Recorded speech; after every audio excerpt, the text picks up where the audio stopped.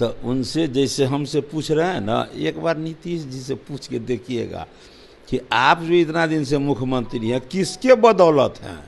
हमको लग रहा है कि आपके माइक के सामने में बोलने का मतलब हुआ, किसी भी मीडिया भाई के सामने बोलने का मतलब हुआ बिहार के जनता के सामने। तो हमको लगता है वो झूठ नहीं बोलेंगे, वो भी कहेंगे नहीं ये बात तो सत्य है कि मैं भाजपा ही के सहारे इतने लंबे समय का रिकॉर्ड बनाया हूँ। कोई कुछ बोलता है आप वो सब मत सुनिए, हम आप ही का है, देखिए आपका कितना भारी हम बड़ाई कर रहे हैं। यानी कि ऊपर ऊपर ललन सिंह नीतीश कुमार को बहला रहे हैं और दिल से आरजेडी। बिल्कुल बिल्कुल, ये बात सब लोग जान गए हैं, एकदम फाइनल के आरजेडी में आप सब लोग इस बात को जान गए हैं। इसलिए इस स्तर के राजकीय अंगूर तोड़ने का सफलता नहीं मिली तो अंगूर खट्टे थे, बस अब कह दिए कि मैं थूकने नहीं जाऊंगा। यानी कि आप ये बोलना चाह रहे हैं कि ललन सिंह ने प्रयास किया कि बीजेपी में फिर से शामिल हो जाए, लेकिन वो नहीं शामिल हो पाए, तो इस तरह का राग इसलिए राग अलाप रहे। अब बात जो है यही बोल रहे हैं। नमस्कार, आप देख रहे हैं न्यूज़ नेशन में आपके साथ अभिजीत सिंह। जदयू के राष्ट्रीय अध्यक्ष ललन सिंह लगातार बीजेपी पर हमलावर हैं और कहते हुए नजर आ रहे हैं कि मुख्यमंत्री नीतीश कुमार बीजेपी में थूकने तक भी नहीं जाएंगे। लेकिन आज उन्होंने फिर से कह दिया कि मुख्यमंत्री नीतीश कुमार सपने में भी नहीं सोचेंगे कि वो बीजेपी में शामिल होंगे। उन्होंने कहा कि बीजेपी नीतीश कुमार को काफ़ी अपमान किया और उन्होंने सारा ब्यौरा दे दिया कि कौन किसके सहारे बिहार में राजनीति कर रहे हैं। वो साफ तौर पर बताते हुए नजर आ रहे हैं कि बिहार में जदयू के ही बदौलत बीजेपी है। इसी बात करने के लिए हमारे साथ हैं उस सदन के नेता हैं हरीश सहनी। सर, कैसे देख रहे हैं? ललन सिंह तो कह रहे हैं कि जदयू के ही बदौलत आप लोग बिहार में हैं।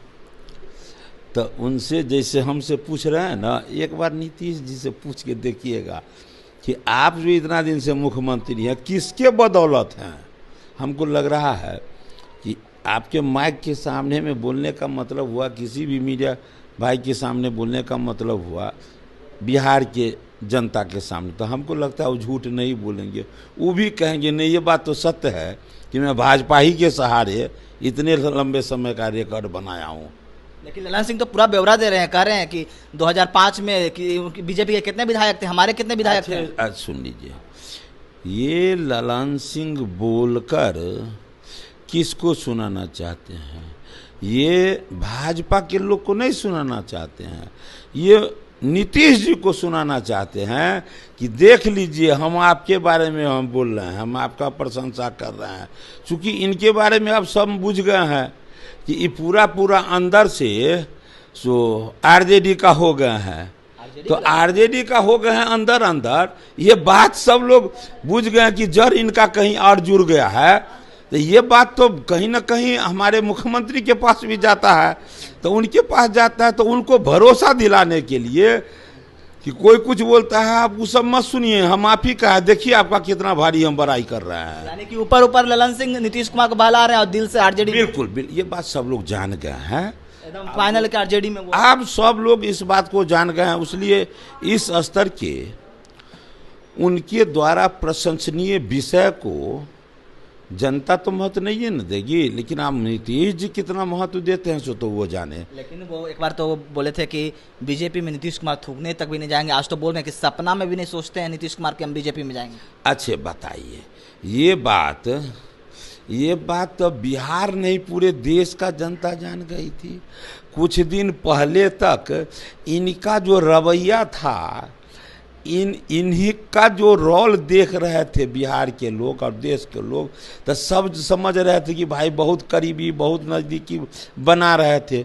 लेकिन ये प्रयास तो किए नहीं, इसमें कोई संदेह नहीं, बेचारे पूरे ताकत लगा के प्रयास किए कि मैं फिर से उस दरबार से जुड़ूं।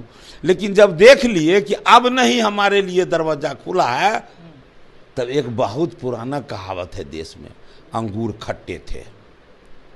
प्रयास किए अंगूर तोड़ने का, सफलता नहीं मिली तो अंगूर खट्टे थे, बस अब कह दिए कि मैं थूकने नहीं जाऊंगा। यानी कि आप ये बोलना चाह रहे हैं कि ललन सिंह ने प्रयास किया कि बीजेपी में फिर से शामिल हो जाए, लेकिन वो नहीं शामिल हो पाए, तो इस तरह का राग इसलिए राग अलाप रहे।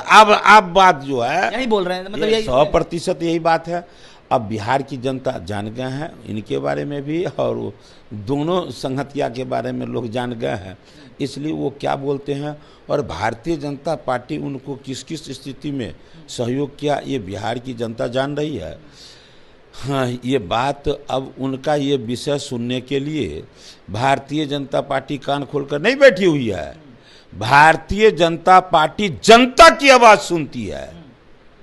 भारतीय जनता पार्टी जनता का समस्याओं का निदान कैसे होगा ये बोलती है, और उन्हीं का और उसी जनता का वो भाषा सुनती है और उसी के लिए काम करता है। लेकिन वो तो कह रहे हैं कि बीजेपी के बड़े बड़े नेता घबराहट में हैं। देख रहे हैं ना कि कैसे जेपी नड्डा आ रहे हैं, फिर अब केंद्रीय गृह मंत्री फिर से अमित शाह फिर से बिहार दौरे पर आ रहे हैं, तो कह रहे हैं कि घबरा रहे हैं इसलिए आ रहे हैं। हम तो कहेंगे कि प्रधानमंत्री भी आ जाए, कुछ होने वाला नहीं, कुछ हासिल नहीं होगा। देखिए, ये लोग बिहार को मूर्ख समझकर जंगल राज बनाकर शासन करते रहा, इसलिए अभी भी वही सोच रहा है। बिहार की जनता जाग चुकी है, वो जात पात पर नहीं जाने वाली है, वो विकास के नाम पर काम करने वाली है। इसलिए बिहार की जनता पहले ही सभी लोग मान चुके हैं, जान चुके हैं कि भारतीय जनता पार्टी का एक अपना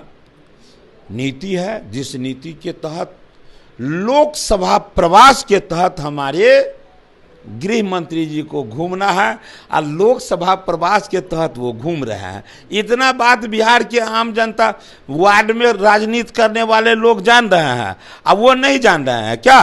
वो भी जान रहे हैं। बोल ही रहा है कि कुछ हासिल नहीं होने वाला बिहार। अरे लोकसभा प्रवास में ये बात वो भी जान रहे हैं, लेकिन अभी वो घुमा रहे हैं ऐसे जैसे बुझ रहा है कि हमारे जानने बोल देने मात्र से बिहार की जनता उन्हीं का बात सुन लेगा। ऐसा थोड़ी होगा भैया। ये लेकिन आप बोल रहे हैं कि जात पात की राजनीति से उठकर काम पर वोट देंगे बिहार में, लेकिन बिहार में तो जातीय आधारित जनगणना उन्होंने करवाया। आज तो अति पिछड़ा सम्मेलन भी करवाए थे, बोल रहे थे कि अति पिछड़ा लोग हमसे जुड़ रहे हैं। कि झूठ फरेबी का प्रकाष्ठा पार, झूठ फरेबी का प्रकाष्ठा पार, फूट डालो शासन करो का प्रकाश, ये तो अंग्रेज से भी बढ़ गए, ये अंग्रेज से भी बढ़ गए। अब जरा सोचिए, ये कहते हैं निषाद समाज के कल्याण की हम बात करते हैं, अन्य समाज को जिनका 6 जाति है, उपजाति है, उनको एक जगह बांट दिए, जिनका 7 उपजाति है उनको एक जगह डाल दिए, जिनका 8 है उनको एक जगह डाल दिए, अमला को 17 जगह बांट दिए। अब बताइए, विकास की बात करते हैं, ये कैसे होगा? आप किसकी विकास की बात करते हैं? जिसको आप 17 जगह बांट दिए हैं, और फिर भी आप गौरव से कह रहे हैं कि हम विकास की बात करते हैं। अब इसमें क्या है? मैं जो कहता हूं फूट डालो शासन करो, कोई गलत कह रहा हूं क्या? फूट डाल के जाति ये मलाहों को इतने जगह बांटकर, और वो कैसा विकास करना चाहते हैं? वो कहते हैं समरसता की बात करते हैं, मुख में राम बगल में छुरी, समरसता की बात करते हैं। कैसे समरसता की बात करते हैं? आप इतना बड़ा, आप इतने बड़े पद पर है, ऐसा निर्णय लेते हैं, मन में ख्याल नहीं होता है कि एक तरफ एक जात को इतने जगह, जो 7 जाति में जिनका उपजाति 7 है उसको एक कर रहे हैं, और जिसका 17 उपजाति है उसको 17 जगह बांट रहे हैं। कैसे समाज में समरसता कायम होगा? चाहते क्या है और बोलते क्या है? कथनी और करनी में भेद इतना रखना, ऐसे कैसे लोग समझेंगे कि भैया जिसको हम इतना दिन तक मुख्यमंत्री को चुना, अब उसको अफसोस होगा कि इतने गलत निर्णय लेने वाले को हमने मुख्यमंत्री चुना, अब तो जो किए लोग उस पर भी लोग अफसोस होगा, लोग ये सब उनका नीति देख करके। इसलिए वो करते क्या है और बोलते क्या है, करना क्या है, दिखाते क्या है, बहुत का भेद है, बहुत अंतर है। इसलिए आज पूरे बिहार में अति पिछड़ा का बेटा वो समझ गया है, बिहार के आमजन समझ गए हैं कि ये समरसता की बात करते हैं समरसता की, लेकिन सिर्फ और सिर्फ कुर्सी कैसे सुरक्षित रहे इतना ही वो ध्यान रखते हैं, दूसरी कोई बात नहीं। चलिए, ये थे हमारे साथ बिहार विधान परिषद के नेता प्रतिपक्ष हरीश सहनी ने तमाम सवालों का जवाब दिया। इस तमाम खबरों को बने रहे नीश के साथ।